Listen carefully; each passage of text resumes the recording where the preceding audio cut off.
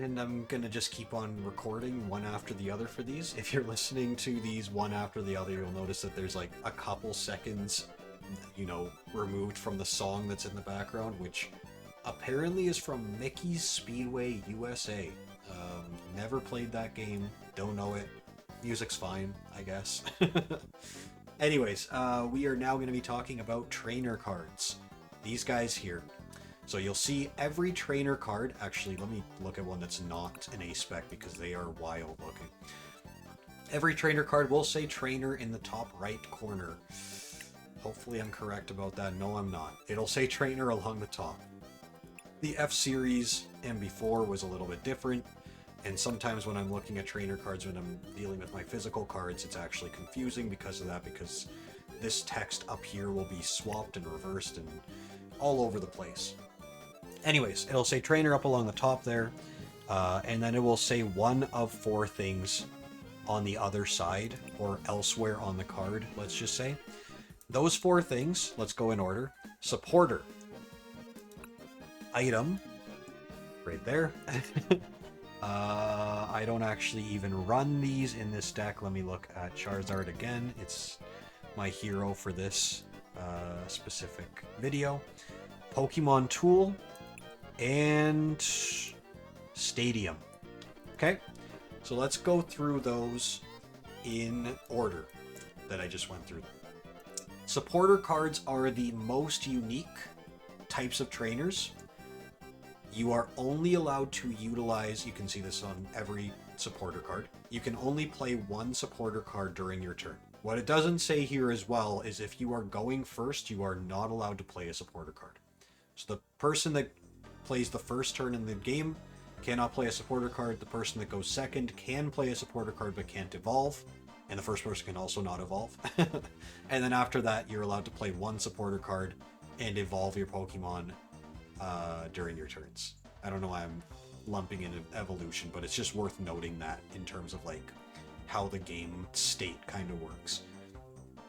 Because of the trade-off of only being allowed to use one per turn, supporters have very centralizing and like comparatively overpowered effects to regular item cards. Item cards generally have a lesser effect and or a trade-off compared to what you can get with a supporter, but supporters can only be played once per turn. So you have to choose a lot of the time, am I going to play Arven, or am I going to play Boss's Orders, or am I going to play Briar, because I'm only allowed to use one of these during my turn at any given time, right?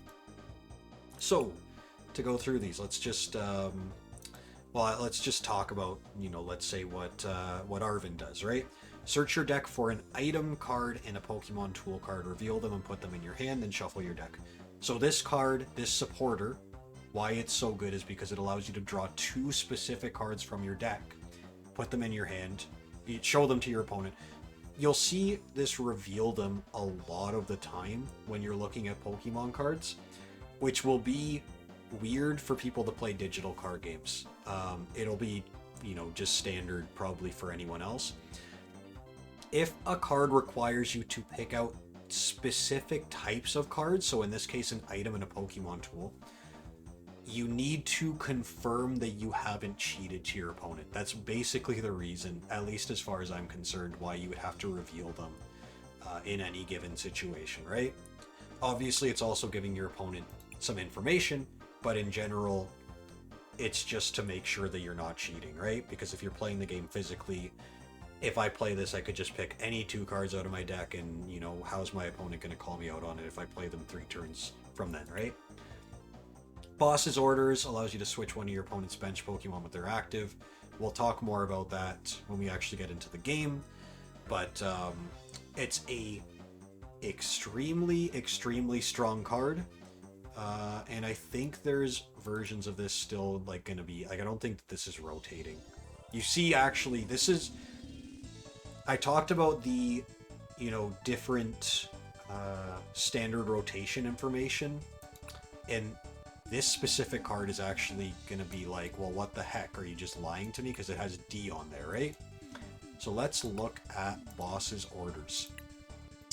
You'll see that this one says D, This one says D. This one says G. There is a rule in the physical card game that states if there is a card that has the same name and the same effect on it in standard rotation, you are allowed to use older versions of that card, even though they have the wrong, standard information on them. Therefore, even though this boss's orders with Giovanni on it says D on it, meaning that like 5 years ago was when this card initially released, I am still allowed to use the Giovanni version because the Getsis version of it is in the game, and probably there's even more of them that are in, this one's F and so on and so forth. This one's D, so there you go. So all of those are available to use because there is one that's called Boss's Orders that has the same text on it in standard rotation. Okay. I'm kind of going here, there, and everywhere. Let's continue talking about these different trainer cards. So the most important thing about supporters is they are once per turn effects. Let's look at item cards. Item cards, you can use as many of them during your turn as you would like. You can see that also here. You may play any number of item cards during your turn. Because of that, they have lesser but not insignificant effects. Almost every item card that you're going to see has a good, strong effect, or else you wouldn't run it in your deck. But obviously, most of them are not going to be on the same level as a supporter. So, as an example, Buddy Poffin. This one says, search your deck for 2 basic Pokemon with 70 HP or less and put them on your bench, then shuffle your deck. Extremely strong card for decks that need to set up a lot of basic Pokemon that are lower HP. Nest Ball has a trade-off where versus Buddy, where you can search for any basic Pokemon and put it on your bench, but only one of them, right? And then Ultra Ball is, you can use this card only if you discard 2 other cards from your hand, search your deck for a Pokemon. So not just a basic, any Pokemon. Reveal it and put it in your hand, then shuffle your deck. So that's, like a good example of progression for items and which ones, kind of the trade-offs that you deal with. So this one allows you to get 2, but only 70 HP and put them onto your bench directly. This one is 1, but no HP limitation. And this one is any Pokemon, this is 1, no HP limitation, but it has to be basic. So not a stage 1 or stage 2. And then Ultra Ball is anything, but you have to discard to use it. You'll see similarly, actually not. I thought that Super Rod was a discard. There may be other cards that make me discard, I'm not actually sure. But all that is to say, item cards are kind of going to be the bread and butter of most decks. They are very strong, and in general, you're going to be running just a ton of them. Because of the limitation of how often you can use supporters, you will still have a lot of them in your deck, but you're going to be playing a lot of item cards when you're playing your deck generally. I will talk about ace specs at the end of this section, just because they kind of can span between multiple different things. I don't think that there is a supporter ace spec, but there are Pokemon tools and stadiums that are ace specs. So we'll talk about those at the end. Let's move on, though, to Pokemon tools. I'm only running one of these in this deck. No, I'm also running Forest Sealstone, which I will actually explain this. Well, I'll explain it. Okay, actually, this is one of the most confusing things. You will see Forest Sealstone says item up here, but it says Pokemon tool down here. This is a nightmare when you're trying to sort your actual, physical cards. They rotated, or they stopped doing this with the F set, I believe. So if you see this one, it just says Pokemon tool. It doesn't say item on it anywhere. Let's actually talk about Pokemon tools. You may attach any number of Pokemon tools to your Pokemon during your turn. You may only attach one Pokemon tool to each Pokemon, and it stays attached.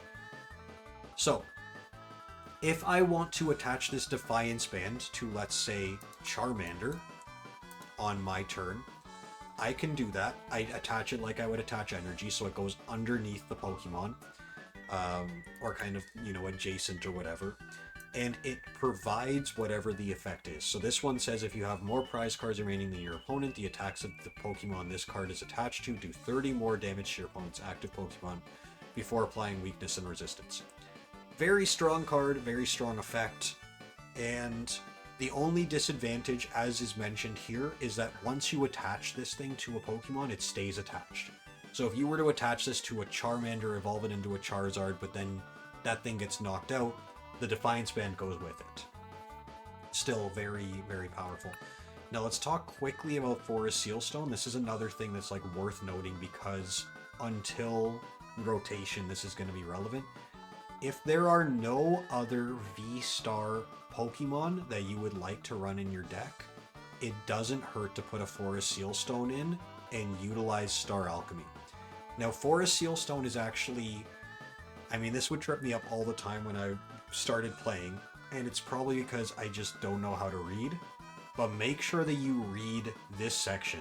The Pokemon V this card is attached to can use the V-Star power on this card. AKA, you can't just attach this to an EX, you can't just attach this to a basic, you can't just attach this to anything. You have to attach this to a Pokemon V. Generally, if you are trying to use Forest Sealstone, most often people will run it with Rotom V or Lumineon V. Lumineon V is in this deck. I don't believe Rotom V is. Oh, actually they both are. These are two fairly staple cards. Lumineon V, when you play it onto your bench, it allows you to search for any supporter card and put it into your hand, which is a good effect immediately, but then it's kind of just sitting there. So if you're running Forest Sealstone, you can throw Forest Sealstone onto it, activate the effect, which I don't think I actually even mentioned the effect, but it is a V-Star ability to search your deck for any card and put it into your hand. Because it's any card, you are allowed to not show it to your opponent. I also don't know if I mentioned V-Star is once per game when I was talking about them, before, but yeah, there's like a whole thing where there was like V-Star markers and you would flip them over. Similarly, in the, online game, there's like a little indicator that says that you've used your V-Star power for the game. So, very, very, very strong ability, once per game. And Forest Sealstone is very, very strong as well. If you're running a Pokemon V and you're not running any other V-Stars, just throw Forest Sealstone in 90% of the time. It's going to be worthwhile. And that's Pokemon tools. Let's talk about stadiums. Stadiums are going to, once again, kind of be weird for Hearthstone players because they're not really comparable to, like, locations. They're more of a global effect or global thing. Sometimes they are things that you can interact with by, like, saying, I'm going to use this turn. Collapse Stadium... Oh, okay, so let me just really quickly say... I'm going to kind of read what it says here. You put it down, and if there is another stadium in play, you replace that stadium with this one. And then its effect, whatever it is in play. So for the Collapse Stadium specifically, instead of having 5 bench Pokemon on each side, you're limited to 4. If your opponent has 5 Pokemon on their bench, they have to discard one, and the same for you. But it does not count as a KO. It doesn't count for prize cards. They just get to take 1 Pokemon off their bench, but it doesn't go back into their hand. And same for you, if you end up doing it to yourself. I'm going to get into the nuance of this card a little bit real quick. Technically, this card can be very valuable to clear your bench if you have liabilities like Lumineon V and Rotom V sitting on it, which are useful early and become just kind of dead weight late. So sometimes you'll have 5 Pokemon on your bench, play Collapse Stadium, discard Lumineon V because you don't want it to be available for your opponent to boss's orders it up, or counter catcher, or otherwise, to bring it up to get an easy KO for 2 prize cards. Anyways, that's, once again, very nuanced. In general, stadiums are 1 in the game, so if my opponent played a stadium and I play a stadium, it replaces their stadium. You can only play 1 of them during your turn, and you can activate them if they have an activation. Let's look at Cerule Edge. It has a stadium that is activatable. So this one is Pokestop. I like to say that I'm spinning the Pokestop when I use this. It says once during each player's turn, that player may discard 3 cards from the top of their deck. If they discarded any items this way, they put them into their hand.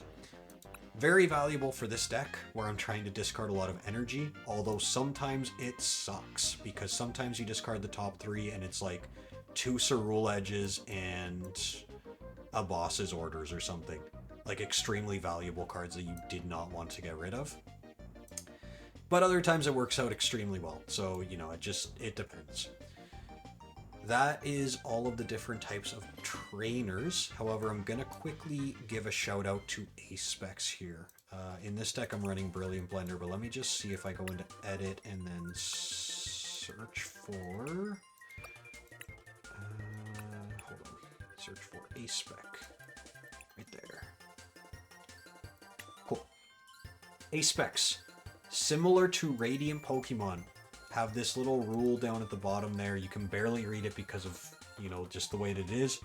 Oh, actually, it doesn't even say. It says it over here. You can't have more than 1 Ace-Spec card in your deck. So, exactly the same kind of limitation as Radiant Pokemon.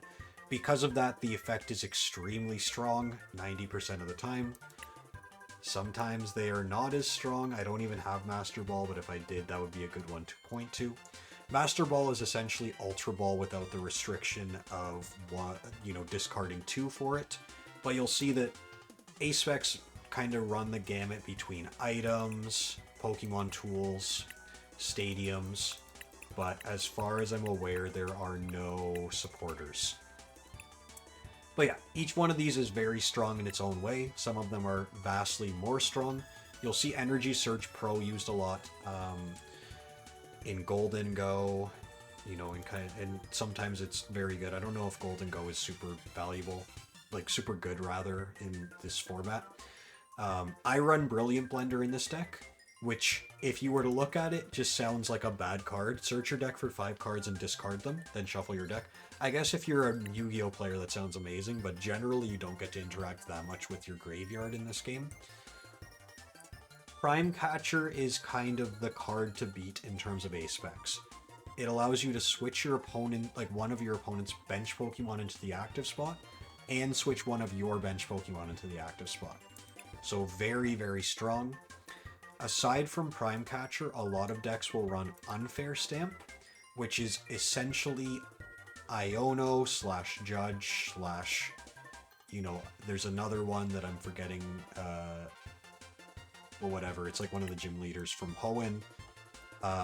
But instead of having limitations on it, or instead of having specific limitations on, like, you know, how many cards each person draws, it's you get 5, your opponent gets 2, but you can only use it when one of your Pokemon was knocked out last turn. Hero's Cape is used sometimes. I see it, if anything, most often in Gardevoir, but I think Gardevoir will also often run Prime Catcher, so it's variable. It just gives a Pokemon plus 100 HP. There are other cards that will give like up to 50 or maybe slightly higher, but generally they have limitations on them. Hero's Cape is just straight up plus 100 for no cost, aside from having to use a Pokemon tool. Grand Tree is another one that's like very variable how much use it gets. It's a stadium that allows you to evolve. Is it just one of them? I don't even really know the rules. It's very long, but essentially it allows for evolution, I think 2 times, but you have to have the stage 1 in play. So it's, or not in play, because you're searching your deck for it, but you need to have, the reason I mention that is because a lot of decks will utilize, I don't even have Rare Candy in this deck, so let me just quickly look at Charizard. I'm actually running the Charmeleon in this deck, but a lot of people will even cut that out, and you'll see that I'm running Pidgey and Pidgeot, but no Pidgeotto. A lot of decks are just running 4 Rare Candies and using them to evolve all of their basics into Stage 2s directly. In which case, Grand Tree does not work, because you need to have the Stage 1 to get to Stage 2. Very, very important to note that if you're trying to run Grand Tree, don't not have any of the Stage 1s in there. Anyways, I don't think there's that much more to kind of talk about here. or trainer cards anyways. So I think that I'll call it there. But if I missed anything, or if there's anything that you'd like me to go over with regards to this stuff, you know, leave a comment and I will try and, you know, leave an answer. Thanks for watching. Leave a like if you liked it, and yeah, catch the next one soon.